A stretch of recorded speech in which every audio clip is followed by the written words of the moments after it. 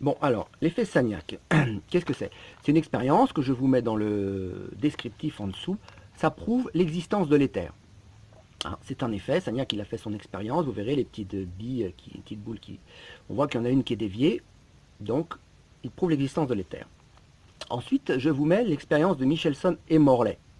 Ils ont essayé de mesurer la rotation de la Terre. Bon, on a à l'époque qualifié cette expérience d'un échec parce qu'ils n'avaient rien détecté. Bon, mais quand on ne détecte rien, c'est pas un échec. L'expérience a réussi et ça veut dire qu'on n'a rien détecté. Donc Einstein y a été un peu vite en disant que si on ne détectait rien, c'est que l'éther n'existait pas. Et il a affirmé gratuitement que c'était du vide et que dans l'espace il y avait du vide sans en apporter la preuve. Donc effectivement, l'expérience de Michelson et Morley, seule, ça ne prouve rien, parce qu'il est possible que l'éther n'existe pas. C'est pourquoi il faut la jumeler avec l'effet Sagnac qui prouve que l'éther existe. Ça veut donc dire que l'hypothèse de Einstein de supprimer l'éther et de remplacer par le vide, elle est fausse, puisque Sagnac a prouvé que l'éther existait.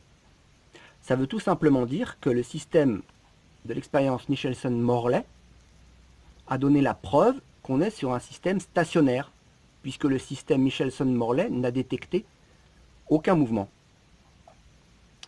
Si je vous dis par exemple, vous avez un thermomètre dehors, ça indique 0, vous dites le thermomètre n'indique rien, ça veut dire que la température n'existe pas ou que le thermomètre n'existe pas.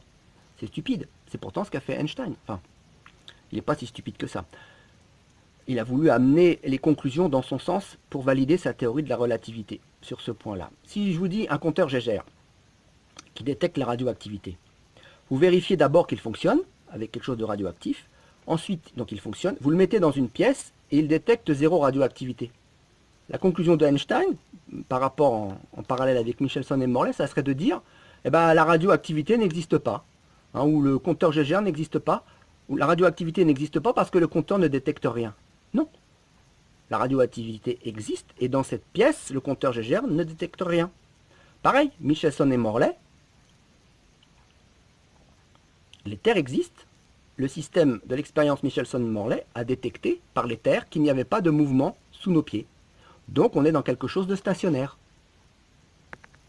Je vous mets aussi dans le descriptif ma vidéo sur Einstein, donc tous les intérêts qu'il avait justement à dire de manière complètement arbitraire que l'éther n'existe pas et qu'il a remplacé ça par le vide pour valider ses théories à lui qu'il avait lui-même copiées ailleurs.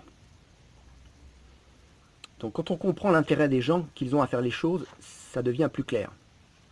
Donc l'expérience de Michelson et Morley seule ne prouve rien, parce qu'effectivement, la machine, entre guillemets, pouvait ne pas marcher, mais il faut le jumeler à l'effet Sagnac, qui prouve l'éther existant, que l'expérience de Michelson et Morley est parfaitement valide, et qu'elle n'a rien détecté.